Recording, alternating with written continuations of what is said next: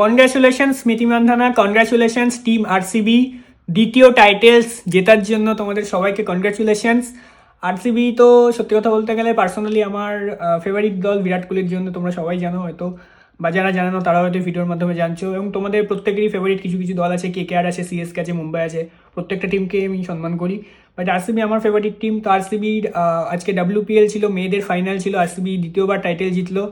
আর হচ্ছে আমার স্মৃতি মান্ধানার পর সব থেকে ফেভারিট ক্রিকেটার মেয়েদের মধ্যে জেমিমা রড্রিক্স, যে দিল্লি ক্যাপিটালের ক্যাপ্টেন্স।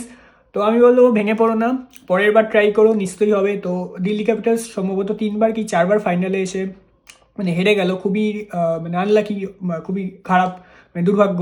তো যাই হোক, হেরে হার জিত তো খেলাতে থাকে, বাট নেক্সট টাইম ট্রাই করো। জেমিমা, তুমি না থাকলে হয়তো ইন্ডিয়া অস্ট্রেলিয়ার সাথে সেমিফাইনালে জিতে এই ওয়ার্ল্ড কাপটা জিততে পারতো না, যদি তুমি সেদিনকে সেরকম ইনিংস না খেলতে। তো জেমিমাকে বলবো কখনোই তুমি ভেঙে পড়ো না।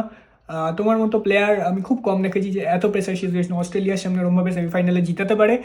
তো বেটার লাক নেক্সট টাইম। আর আরসিবি জিতেছে এই আনন্দে, এটা যেমন আনন্দ দিচ্ছে, তো জেমিমার কথাটা ভাবলেও আমার একটু খারাপ লাগছে। যাই হোক, কারণ পার্সোনালি জেমিমা আমার মানে স্মৃতি মান্ধানার পর সব থেকে ফেভারিট প্লেয়ার, তো সেই কারণে।